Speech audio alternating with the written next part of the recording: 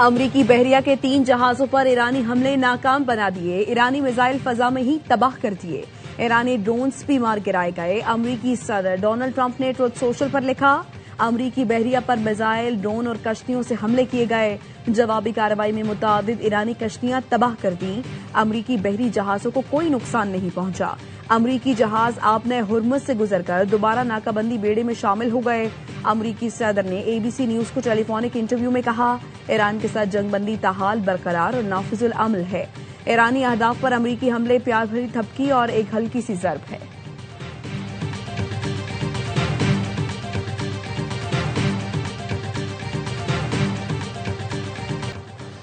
ایران کا بندر عباس میں 2 چھوٹے ڈرون مار گرانے کا دعویٰ، ایرانی میڈیا کے مطابق دھماکے فضائی دفاعی کارروائی کا نتیجہ تھے۔ ایرانی حکام کا کہنا ہے فضائی دفاع نے ڈرونز کے خلاف فوری کارروائی کی۔ ایران کا امریکہ پر جنگ بندی کی خلاف ورزی کا الزام، کمانڈر ایرانی پاسداران انقلاب کا کہنا ہے امریکہ نے بندر جاسک کے قریب ایرانی آئل ٹینکر پر حملے کیے۔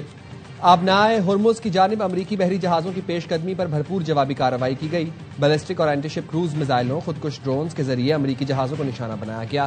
انٹیلیجنس مانیٹرنگ کے مطابق دشمن کے جہازوں کو نقصان پہنچا۔ کارروائی میں 3 امریکی جہاز آبنہ ہرمز کے علاقے سے فرار ہو گئے۔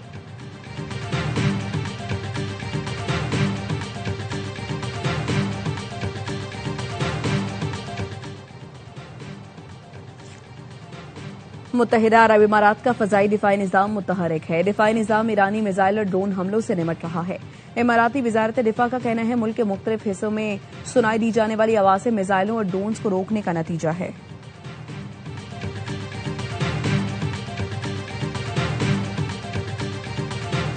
Pakistan has been fantastic, and their leaders have been fantastic, the Field Marshal and the Prime Minister.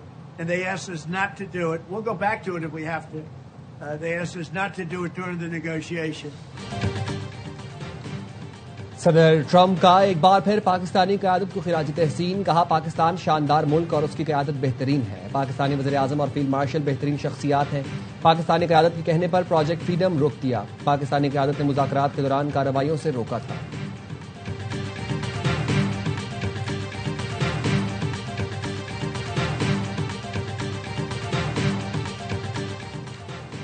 مشرق وسطی میں امن کے لیے پاکستان کے کردار کا اعتراف، ایران جنگ میں ثالثی پر امریکی کانگریس میں پاکستان کے لیے تعریفی قرارداد پیش۔ قرارداد ڈیموکریٹک رکن کانگریس ایل گرین نے ایوان نمائندگان میں پیش کی۔ قرارداد میں پاکستان کے امن کے لیے کوششوں اور سہولت کاری پر تعریف کی گئی۔ قرارداد میں کہا گیا ہے ایران امریکہ جنگ میں پاکستان کلیدی ثالث کا کردار ادا کر رہا ہے۔ پاکستان نے سفارتی وفود کی میزبانی کے لیے مشکلات برداشت کیں۔ پاکستان امن بات چیت کے لیے محفوظ اور قابل اعتماد مقام فراہم کر رہا ہے۔ پاکستان مستقل امن کو ممکن بنانے میں اہم کردار ادا کر رہا ہے۔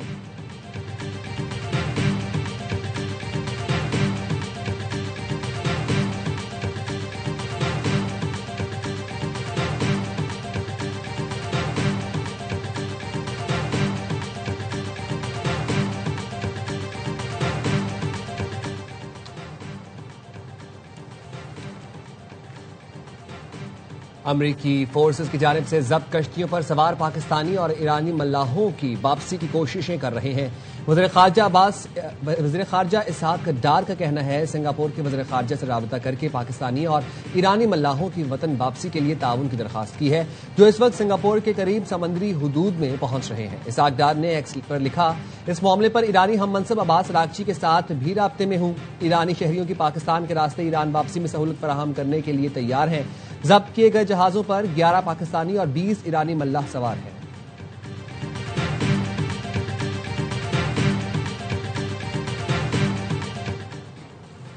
امریکہ اور بحرین نے ایران کے خلاف سلامتی کونسل میں قرارداد پیش کر دی۔ آبنہ ہرمز میں تجارتی جہازوں پر حملے اور رکاوٹیں ختم کرنے کا مطالبہ۔ امریکی مندوب مائک والٹنس نے کہا ایران نے خلیج فارس آبنہ اتھارٹی قائم کر کے جہازوں سے زبردستی فیل وصول کرنے کی کوشش کی۔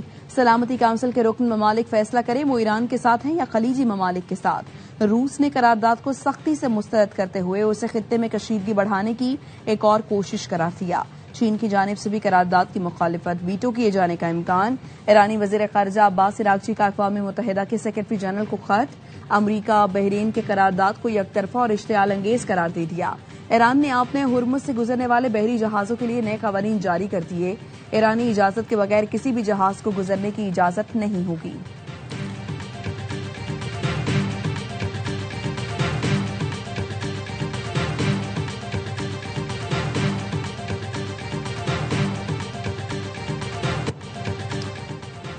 سعودی عرب اور کویت نے اپنے فوجی اڈوں اور فضائی حدود کے امریکہ کے استعمال پر پابندی ختم کر دی. امریکی اخبار وال اسٹریٹ جرنل کا کہنا ہے سعودی اور کویتی اجازت کے بعد اب ہرمز میں آپریشن پروجیکٹ فریڈم دوبارہ شروع کرنے کی راہ ہموار ہو گئی. ٹرمپ انتظامیہ بحری اور فضائی مدد کے ساتھ پھنسے تجارتی جہازوں کی رہنمائی کے لیے آپریشن دوبارہ شروع کرنے کی کوشش کر رہی ہے. العربیہ نے سعودی ذرائع کے حوالے سے بتایا ہے مملکت سعودیہ نے کسی جارحانہ فوجی کارروائی کے لیے اپنی فضائی حدود کے استعمال کی اجازت نہیں دی. سعودی عرب کشیدگی میں کمی چاہتا ہے اور جنگ کے خاتمے کے لیے پاکستان کی کوششوں کی حمایت کرتا ہے.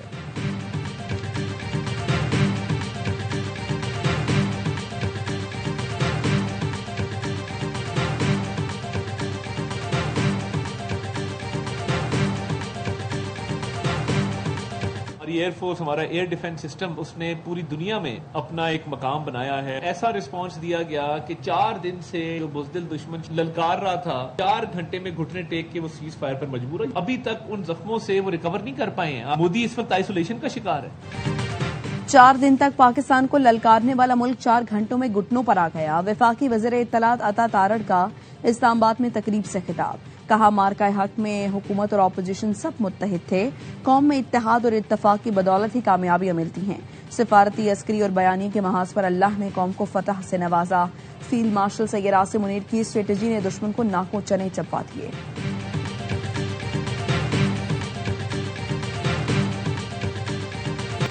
پاک فضائیہ کا بھارت کے خلاف سکور 8-0 رہنے کا اعلان. Deputy chief of air staff Tariq Ghazi نے بتایا مارکہ حق میں بھارت کے 7 لڑاکا طیارے اور 1 ملٹی رول ڈرون گرایا. تباہ کیے گئے بھارتی طیاروں میں 4 رافیل، 1 SU-30، 1 MiG-29، 1 میراج 2000 شامل تھا.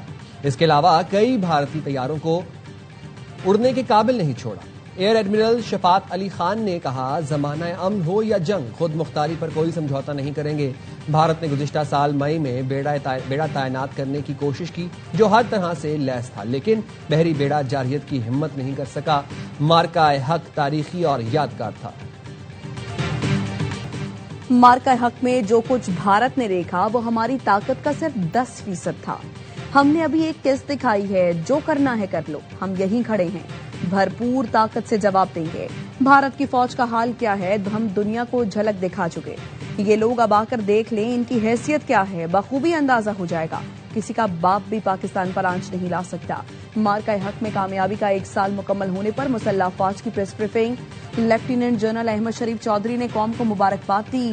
کہا مارکہ حق میں افواج پاکستان قوم کی امنگوں پر پورا اتری. اپنے سے کئی گنا بڑے دشمن کو شکست دی.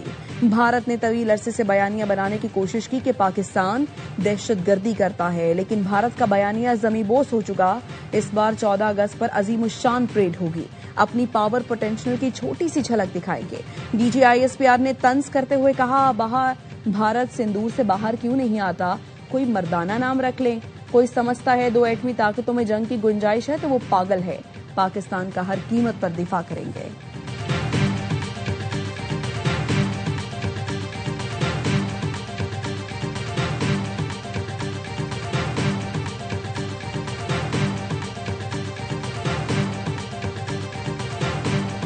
بین الاقوامی مارکیٹوں میں خام تیل کی قیمتوں میں اضافہ. برنٹ خام تیل 1% اضافے کے ساتھ $101.02 فی بیرل پر پہنچ گیا. امریکی ویسٹ ٹیکسس 0.54% اضافے سے $95.33 فی بیرل پر ٹریڈ کر رہا ہے. غیر ملکی میڈیا کے مطابق مشرق وسطی میں کشیدگی بڑھنے سے خام تیل کی قیمتوں میں اضافہ دیکھا جا رہا ہے.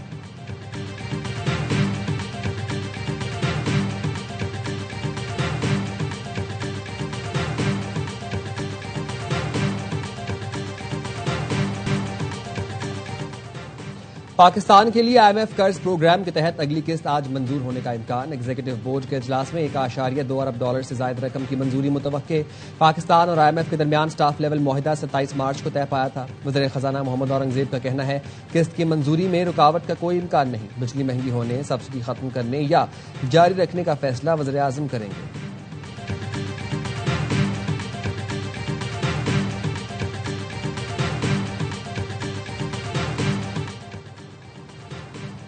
بشرا بی بی سے فیملی ملاقات اور ذاتی معالج کی رسائی کی درخواست اسلام آباد ہائی کورٹ نے 12 مئی کو سپرنٹینڈنٹ اڈیالہ جیل کو ذاتی حیثیت میں طلب کر لیا۔ عدالت نے کہا سپرنٹینڈنٹ اڈیالہ جیل تفصیلی رپورٹ بھی پیش کرے۔ تحریری حکم نامہ جاری، سماعت 12 مئی تک ملتوی کر دی گئی۔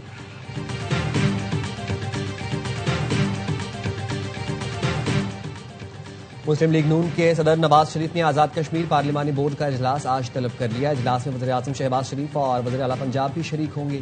آزاد کشمیر کے انتخابات کے لیے امیدواروں کا انٹرویو کیا جائے گا۔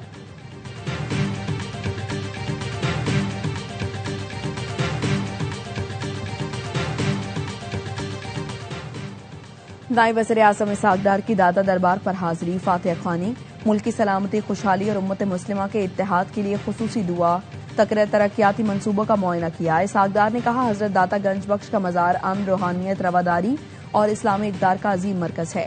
داتا دربار میگا پروجیکٹ بروقت مکمل ہوگا۔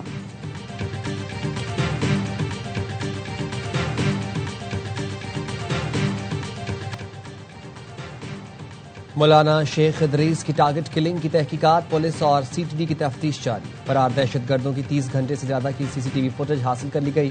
فوٹیجز پشاور، نوشہرہ اور چارسلہ کے مقامات کی ہیں۔ کیس سے متعلق اب تک 40 سے زائد افراد سے تفتیش کی جا چکی ہے۔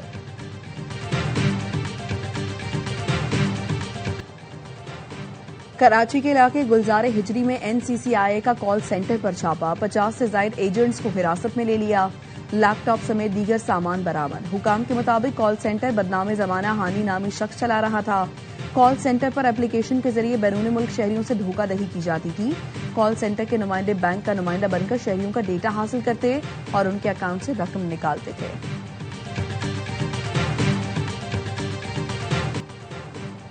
کیمبرج انٹرنیشنل نے اے ایس لیول میتھ کا امتحانی پرچہ منسوخ کر دیا۔ امتحان دوبارہ لینے کا اعلان، ریپلیسمنٹ امتحان 9 جون کو ہوگا۔ طلبہ اور اسکولوں سے کوئی اضافی فیس نہیں لی جائے گی۔ 11 اگست 2026 کو نتائج جاری کرنے کی تاریخ برقرار، اسکولوں کو 15 مئی تک مزید تفصیلات فراہم کی جائیں گی۔ کیمبرج انٹرنیشنل نے پیپر لیک کی تحقیقات شروع کر دی، ملوث افراد کے خلاف سخت کارروائی ہوگی۔ امتحانی مواد شیئر کرنے والوں پر مستقل پابندی لگ سکتی ہے۔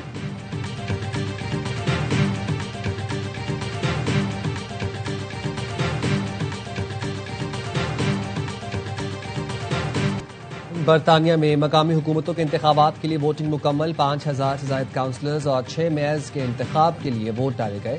بڑی تعداد میں لوگوں نے پوسٹل ووٹ بھی استعمال کیا۔ حکومت نے ووٹنگ کے آسان نظام کا ٹرائل بھی کیا۔ آسان نظام میں کچھ شہروں کے شاپنگ سینٹرز میں ووٹ ڈالنے کی سہولت دی گئی۔ اسکاٹ لینڈ اور ویلز میں اسکاٹش اور ویلش پارلیمنٹ کے انتخابات کی ووٹنگ ہوئی۔ مقامی حکومتوں کے انتخابات کے نتائج آج رات سے آنا شروع ہوں گے۔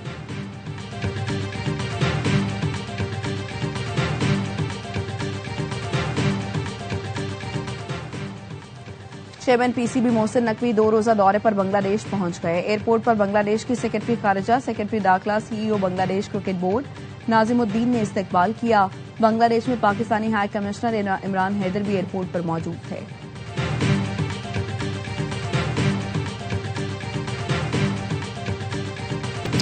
بنگلہ دیش کی پاکستان کے خلاف پہلے ٹیسٹ میں بیٹنگ ابتدائی نقصان کے بعد بنگلہ دیش کی بیٹنگ لائن سنبھل گئی۔ حسن علی اور شاہین نے اوپنرز کو چلتا کیا۔ پہلے سیشن میں میزبان ٹیم نے 2 وکٹ پر 101 رنز بنائے۔ پاکستان کی جانب سے اذان اویس اور عبداللہ فضل کا test debut, Babar Azam injury کے باعث پہلے ٹیسٹ سے باہر ہوئے۔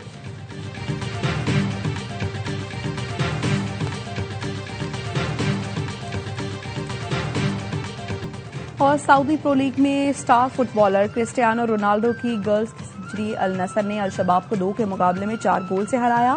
النصر کی جانب سے ویکس نے 3، کرسٹیانو رونالڈو نے 1 گول سکور کیا۔